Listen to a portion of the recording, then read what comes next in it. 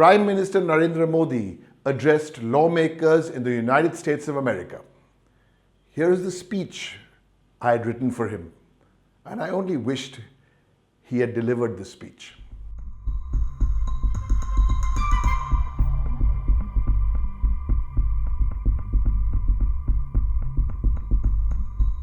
Madam Vice President, Mr. Speaker, majority and minority leaders of both houses of Congress, members of the Senate and the House of Representatives, ladies and gentlemen. As a representative of the world's largest democracy and an emissary of its goodwill to the world's oldest democracy, I am delighted, I am honored to be speaking once again before you.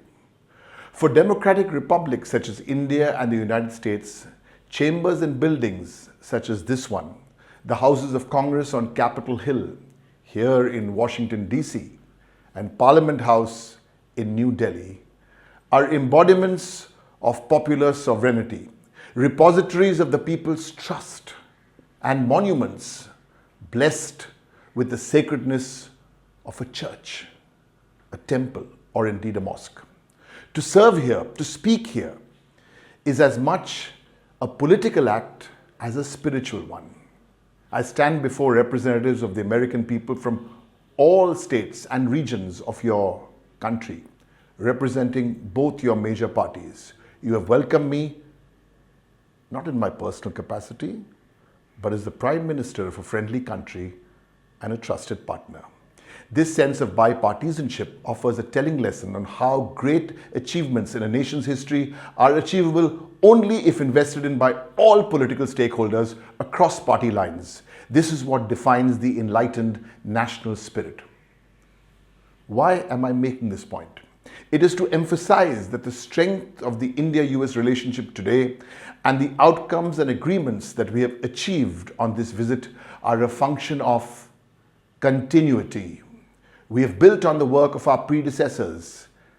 In the heat and dust of politics and campaigning, it becomes difficult to appreciate or even admit this.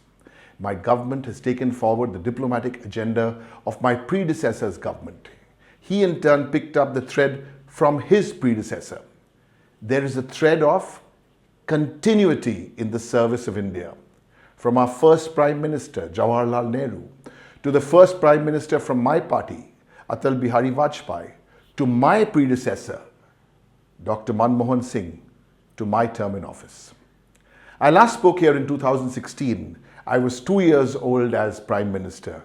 Today I've spent almost a decade in office. The past 9 years have shown our world a pandemic, multiple crises, and the devastating impact of a war that is still being waged. In all this, pre-existing and long-term global issues of concern, from climate change to poverty alleviation, remain, often deprived of the attention and resources that these serious issues deserve. In India, we have responded to these challenges with the courage, with the determination of our people. 1.4 billion of them, 65% of them under the age of 35. Even though unemployment remains a big challenge in India, the energy and grit of our young people has lifted our society. We have done so in two ways. First, during the pandemic and the subsequent, admittedly hasty lockdown, which was devastating for our migrant workers and the middle class, we deployed tools, whether it was the biometric-derived Aadhaar system or the National Rural Employment Guarantee Program, initially conceptualized by the previous government to deliver welfare benefits to our people. Frankly, I was not always a believer in the Employment Guarantee Program, but now I recognize it has an important role. In the spirit of bipartisanship I see here, I commit to addressing concerns about financial dues related to the guarantee programs that have come from state governments run by opposition parties. Democracy is about rising above partisanship. Second, to give a fillip to the economy, we have undertaken reforms and opened up many business sectors to greater global investment as well as spending on infrastructure. This was started in 1991 and now an attractive global economy for global investors. This is what defines a democracy. Representative government is not a sprint, it is a never-ending relay, and at various junctures we pass the baton from one to another. The last decade has also taught me to have the humility to learn from mistakes. We passed the farm laws in 2020, but after legitimate protests from farmers across the country, we repealed them. Then there was demonetization, which I announced in 2016. We soon realized that this economic misadventure failed to meet any of its stated objectives.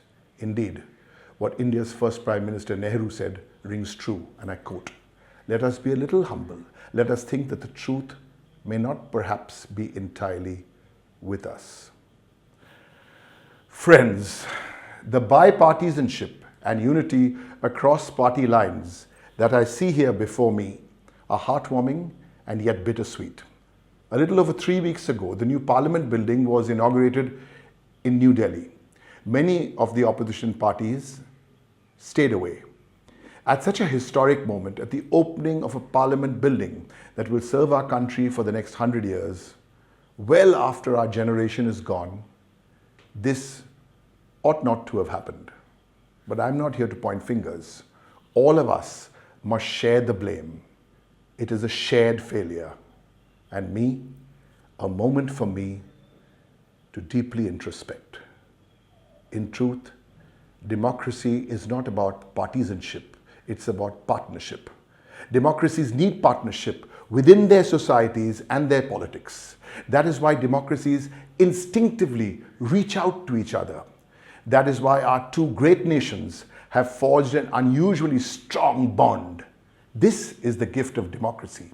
A gift that empowers us, but also must humble us. Each one of us, Indian, American, you, me. May those cherished values of democracy continue to keep us inspired and keep us grounded. May our countries prosper together. Thank you.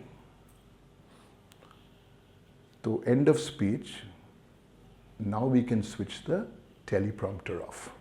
Thanks. Every alternate Friday in the Indian Express, 0 hour. Click on the description below to read the full article.